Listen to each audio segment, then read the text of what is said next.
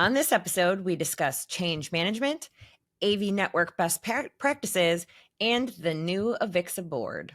All that and more on EdTech.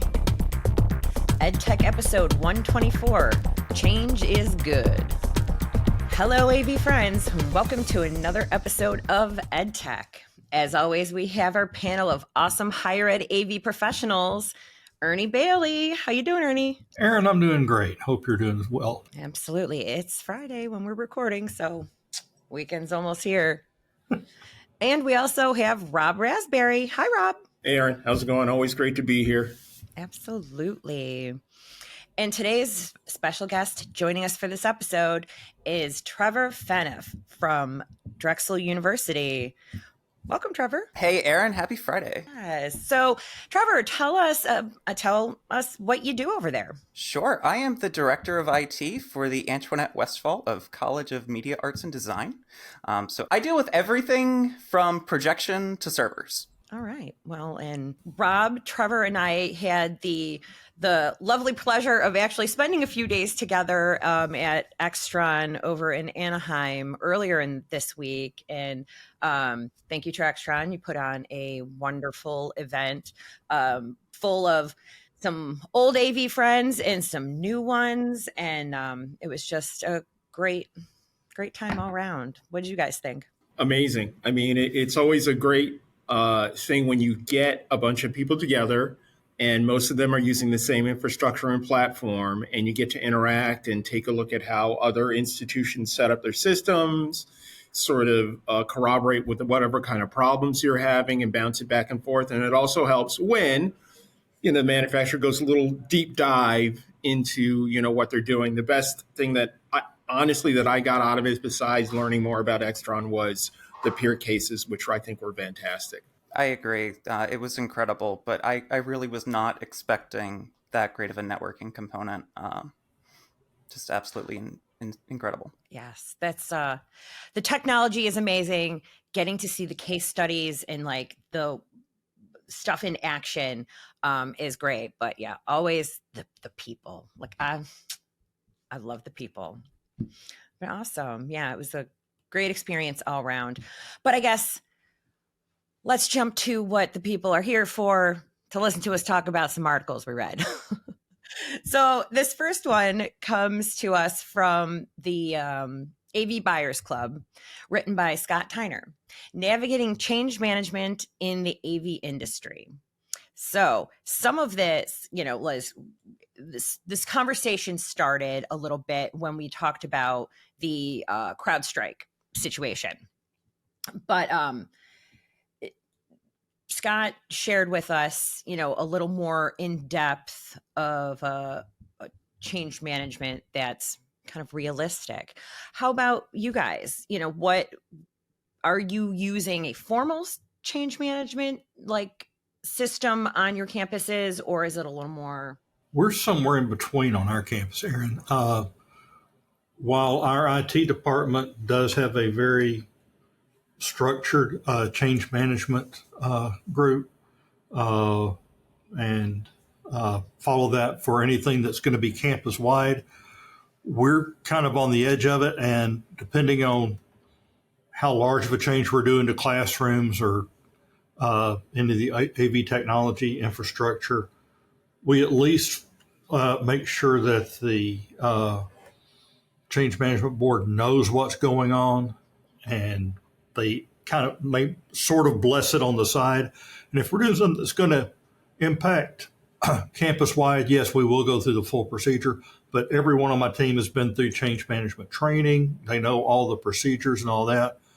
So we at least do it internally within our group to make sure everything is done properly and everybody on the team knows what's going on. But as far as like I said, the structured part, we don't get into that all the time, but we do know it. We're familiar with it. We have a standing invite to the weekly meetings. It's sort of almost like a bit of like the scientific method kind of thing that's going on. You have to go through protocols. You have to, go through certain channels. Scott's article is excellent. I'm not sure that we're as straight to it, sticking to it as much as it is, but you do have paths you have to follow. If you're going to do a change, what type of change is it? Does it affect the security? Do you have to get it vetted through InfoSec? Do you have to go through network infrastructure, whether it's dealing with servers or security, that kind of thing? I think it's pretty much sort of the same path that everybody follows. And Scott just sort of laid it out in a very, very specific manner, which was nice. I will say it is challenging, especially on the academic side, with our requirement to be agile in the sense that changes are coming from our faculty every day and we have to adapt. And change management takes time and effort. And sometimes we have an event that evening that we have to make work one way or another. No, absolutely. I'm right there with you. But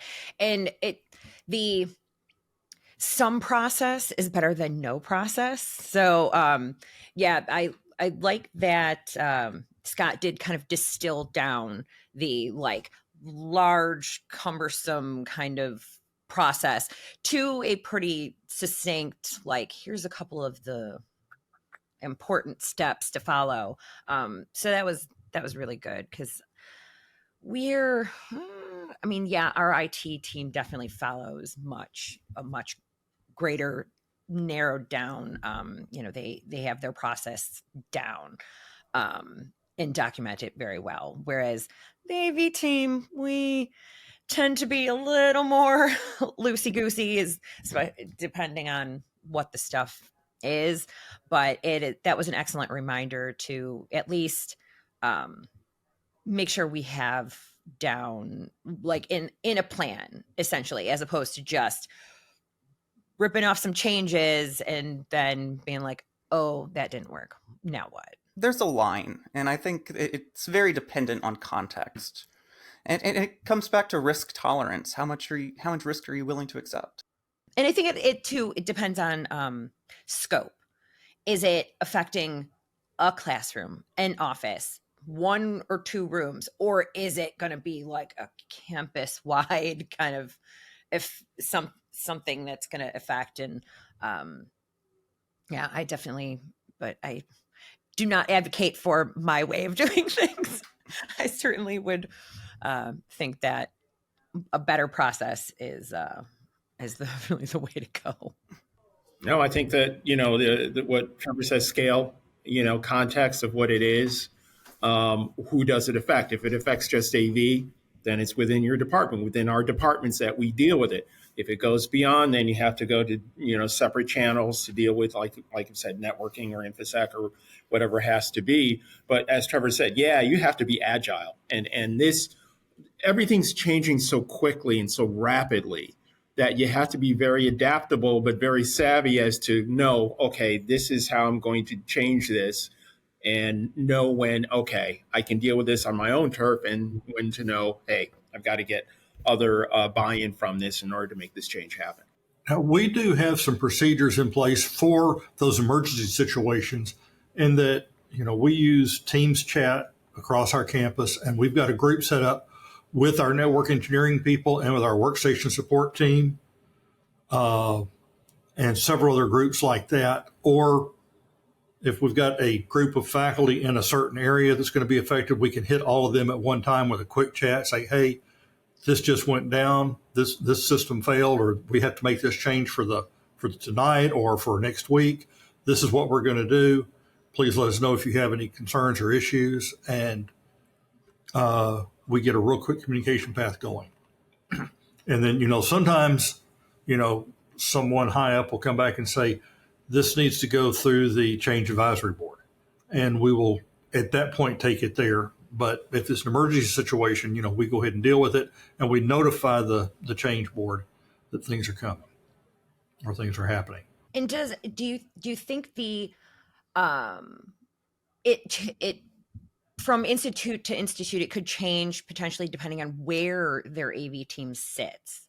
Because I feel like if you fall under the IT umbrella, where they are very strict with their protocols, I'd imagine that, and I do fall under an IT team, but it's a IT team that's under, like, we don't fall under the central umbrella, so we're a little.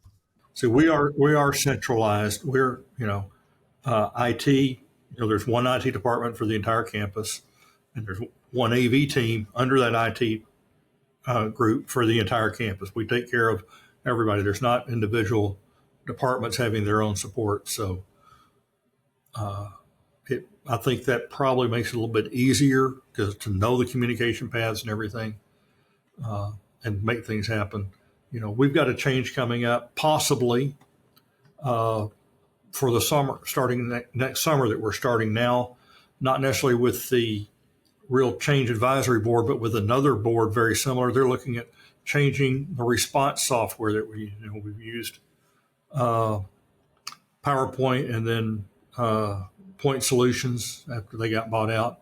And there's a possibility it will be changing to something else. So we go through a complete review of all the different products that are out there and meet with our own change advisory board for the academic side. That's, if you called them a change advisory board, they wouldn't know what you're talking about. But it consists of some of the senior faculty, the deans. Every dean's office has a representative, as well as our power faculty get involved, and they review what we're doing and give us guidance. It's not our job to tell them what they have to use. They tell us what they want to do, and we help them find the best solution for it. That's a great approach, and probably more. We should all always be doing that. Like, not necessarily saying what to do, but like taking it all into advisement and making recommendations. Next one comes to us from AVNation. AV network design and implementation. So this one essentially was about the best practices in design and implementing an AV network. Lots and lots of great information in there. But for you, what are your best practices or anything that you would add that might have been kind of missing from there? Well, I really enjoyed this article and wish we could make it work all the way across all the time. There are times we can't, but I would like something like this that we could send out to the AV manufacturers, where things will work across networks and across subnets. We had a company approach us about switching to their brand of displays. Very good price, very nice devices, but they cannot be managed across a subnet. And I've got to be able to, remote in, turn them on, off, change channels or volume or inputs remotely. And they won't do that. And, we've had some other products like that we've just abandoned because they didn't want to fit into the networks. And we're part of the main campus network, and we're a primary hospital. And we've got to work within that network structure, which is a very rigid structure, but it also helps us on the AV side when we want to talk to them. And, as long as we have a structured plan, it's easy to work with. And they added a new advanced, which is a level above senior, network architect. And we started talking to him about what we wanted to do. And his answer was, at my previous place, when we started using Crestron, this is how we did it. Finding someone who knows AV in a senior networking role was wonderful. And our life got a whole lot easier when they brought him in, because he understands what we're wanting to do, how it works, and how it's important on the academic side of the hospital.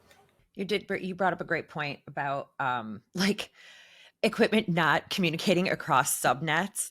Like, I guess maybe their typical customer is really only working on a smaller scale, or it's one building or something like that, and not like massive campuses where you need to be interconnected across different subnets because potentially every building has a different one, or AV equipment is on its own subnet.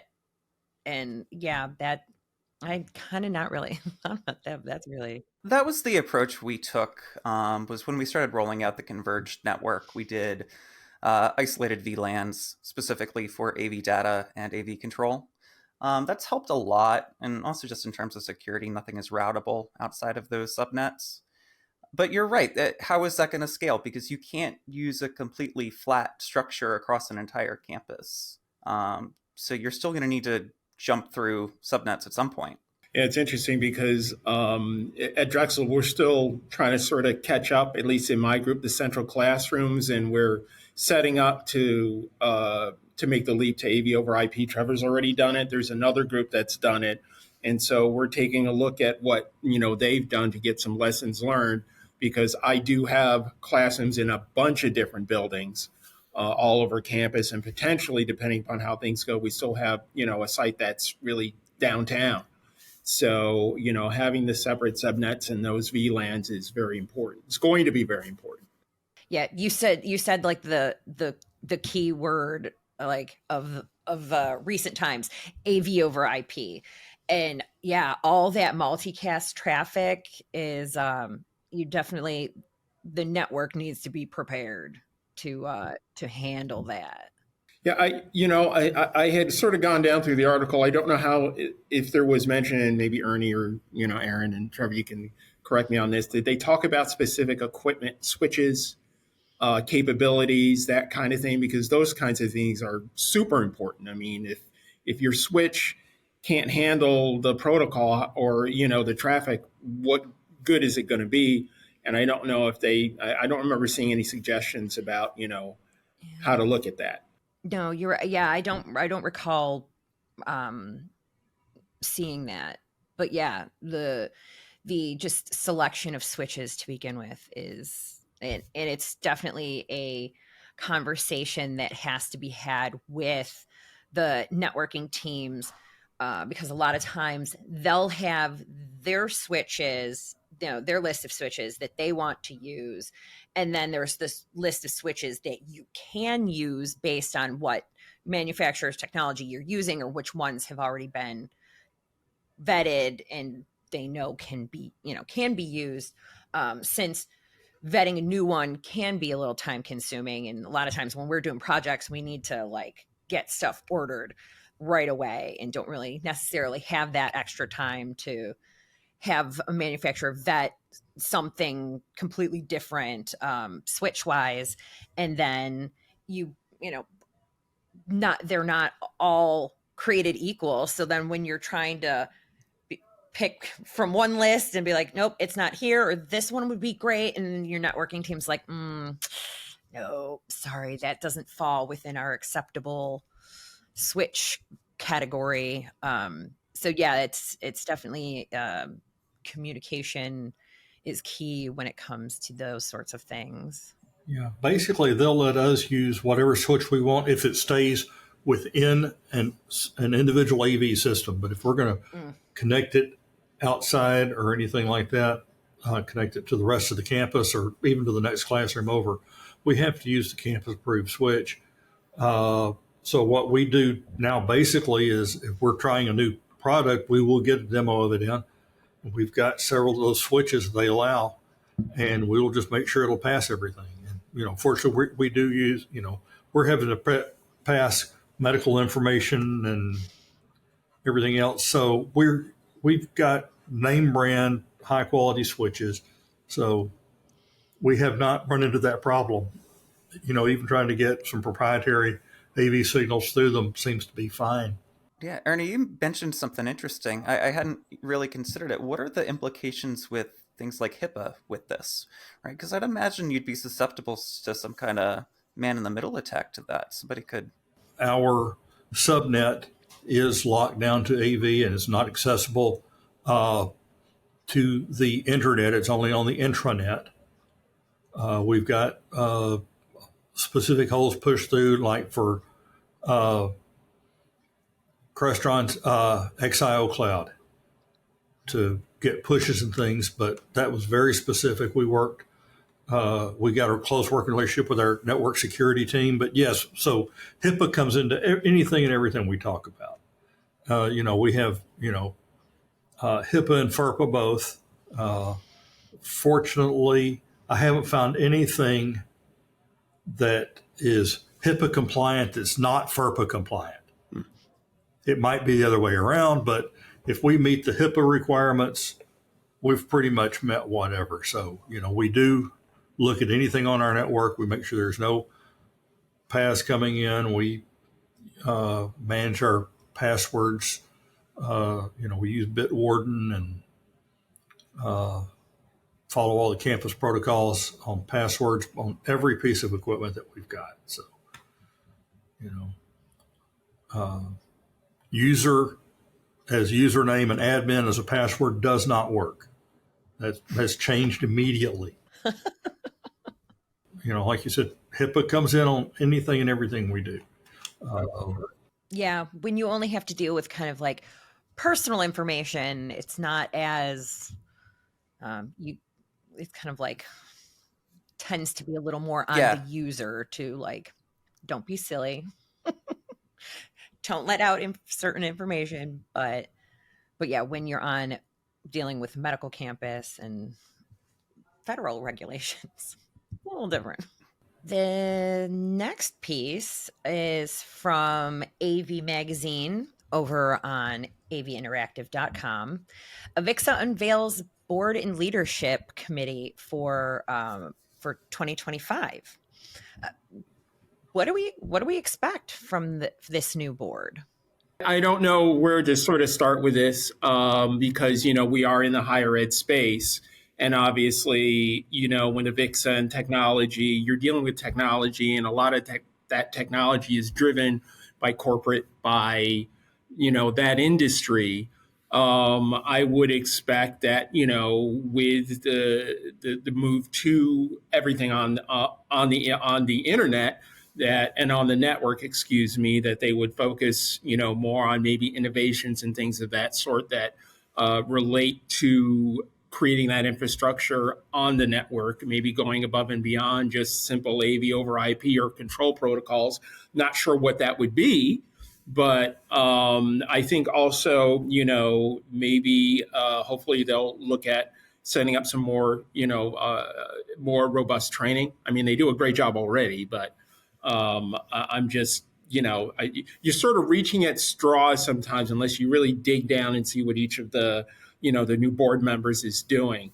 AVIXA is a great, organization. So, I would expect great things from these people. I would like to see them, continue to work with education. They started out as AV dealers to education. That was the start of the organization 80 some years ago. And it's been through a lot of iterations. I was on the board years ago, so that's why I'm wondering what I should say. But I'd like to see, when I first really started getting active, I've been a member of the organization for 40 years. But I've been probably active on committees and the board and item writing for the tests and stuff like that for probably about 25 years. So when I first started, they were going back into really emphasizing the education market and allowing the technology managers access to manufacturers on the show floor. At one point, if you walked in and you had on the green education tag, they'd hand you a T-shirt and send you on and not want to talk to you. Well, they finally realized, at one point, we kind of did a big push at some leadership events and told them, they saw end user on us and they said, oh, Sony was there. Oh, so you buy a TV every 7 years. I said, no, I bought 150 last month. And they started listening to us when they found out that, an end user had a different definition in this environment than, than in the retail market. We're the ones that work, like we talked about earlier, between the faculty and the manufacturers to find the right solution. And we'll bring that as an enterprise solution to our schools. And, I think they had 7 of us there that over the last 2 years had spent like $12 million. And you get their attention, and I hope they continue to pay attention and let us talk to their design people and say, hey, my school would really buy more of these if you did this. And they've been at that point before. I don't know if we're there right now. I'd like to see more of that. And it doesn't just have to be education. I mean, you'll see the same needs in corporate. Listen to the technology managers, whether it's, like I said, higher ed, K-12, corporate, whoever, don't just manufacture something pretty. Don't keep changing your models. Just use a new model number and change the angle of the corners.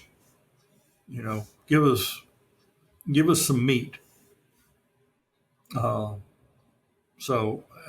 they continue to push towards that and, real true AV solutions, the network stuff we talked about, work with the manufacturers and stuff to have AV standards that meet the rest of the world. Ernie, you made a good point just with the manufacturer communication. Depending on who it is, and there's some that are a lot better than others, you'll get that hand wavy response of, "Oh, go talk to an integrator or go talk to a reseller." Just trying to push sales. But I think that relationship between those of us who are doing the deployment and the people who actually make the thing is really important. In looking at it, I noticed that there's a person that's, from SPL, and then they have like a Microsoft person. Looks like they have somebody that has a manufacturer for a specific device. So that is sort of a nice mix of who you would deal with.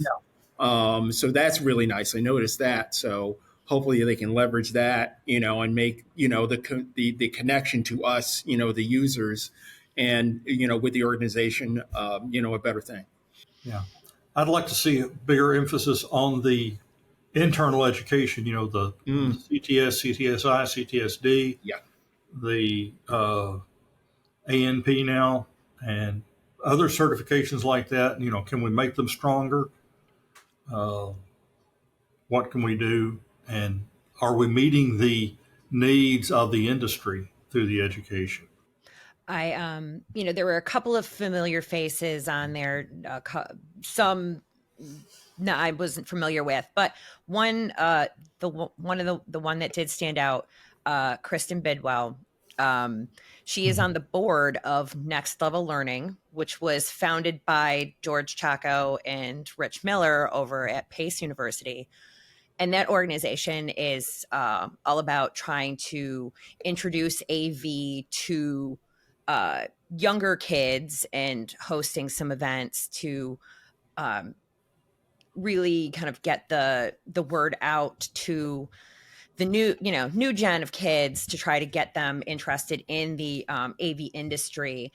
And so I think that's great that hopefully she brings that energy also to AVIXA to try really to start promoting to the next gen of AV professionals. I was thinking about that too. The CTS is great certifications, but what is the entry level?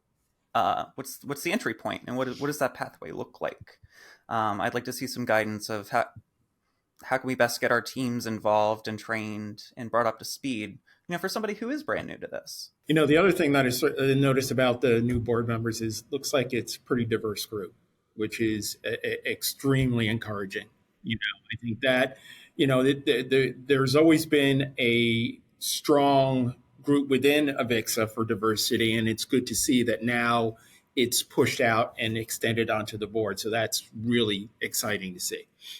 Well, this has been another fantastic episode. Great discussions all round. Now, if someone wants to reach out to you, Trevor, after this episode to kind of keep these discussions going, where might they reach out to you? Sure, you can find me on LinkedIn or feel free to email me at trp67@drexel.edu. And Ernie, how about you? You can find me also on LinkedIn. And Rob? What they said, LinkedIn. Fantastic. And I appreciate you watching this episode or coming in and listening to it. And as for me, you can find me on LinkedIn, on X at Smearin_off_ice, and each month here on AVNation's EdTech podcast that can be found on YouTube or wherever you listen to your favorite podcasts. See you next time. The network for the AV industry. What are you listening to? This This is AV. This is AV Nation. This is AV Nation.